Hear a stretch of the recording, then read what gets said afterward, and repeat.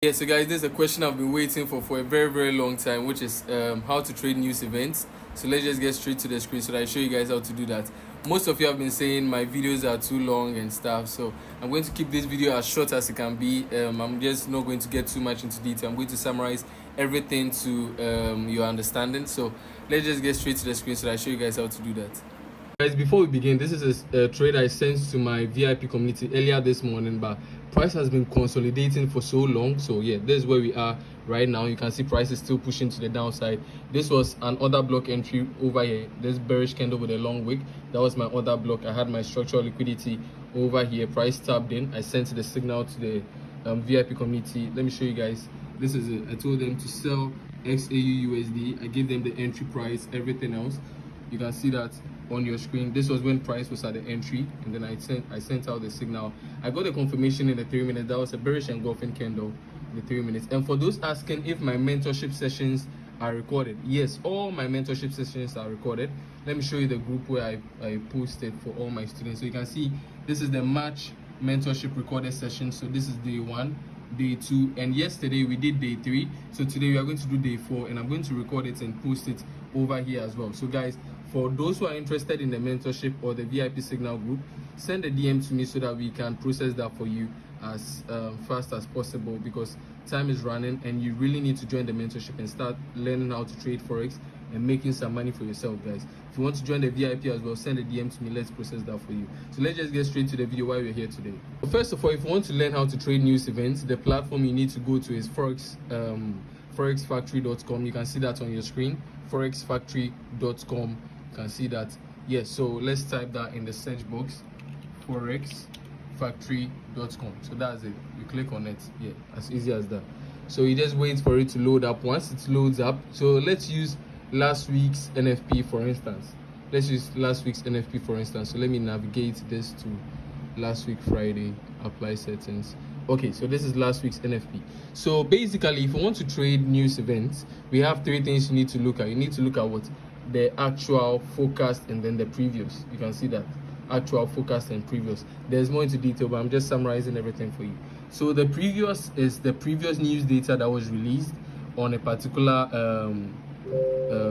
trading instrument or a particular currency. You can see we have the currencies over here. We have the impact. We have different types of impacts. We have the yellow impact, we have the orange impact, and then we have the red impact news events. And then we have how do we call it, the gray or the ash one, which is for bank holidays. Do you understand that? When you come to filter over here, you're going to find all of them. So red impact for high impact, we have the medium impact over here. That's the orange one or the brown one over here. We have the yellow one, which is the low impact news, and then we have the gray one, which is the bank holiday.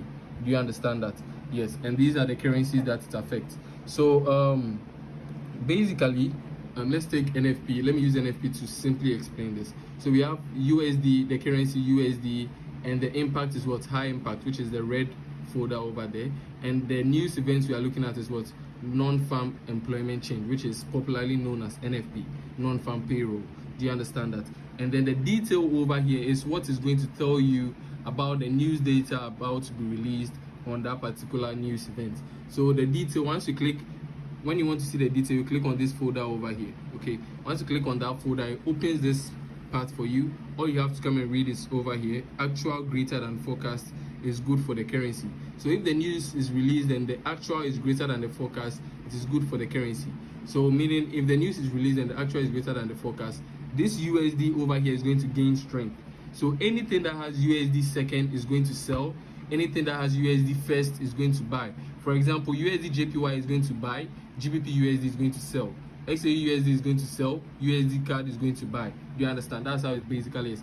And this is the actual, this is the forecast, and this is the previous. So the forecast and previous is actually giving you some kind of prediction as to whether the news is going to be bullish or bearish for that currency. So you can see for this one, but you know it's not always accurate. Do you understand? It's not always accurate. So all you have to do is use the previous, the focus and the previous backed by your technical analysis to trade that. Those in the mentorship, for the February mentorship, that's what we are treating today, news trading. So I'll get into more detail on that when I start teaching.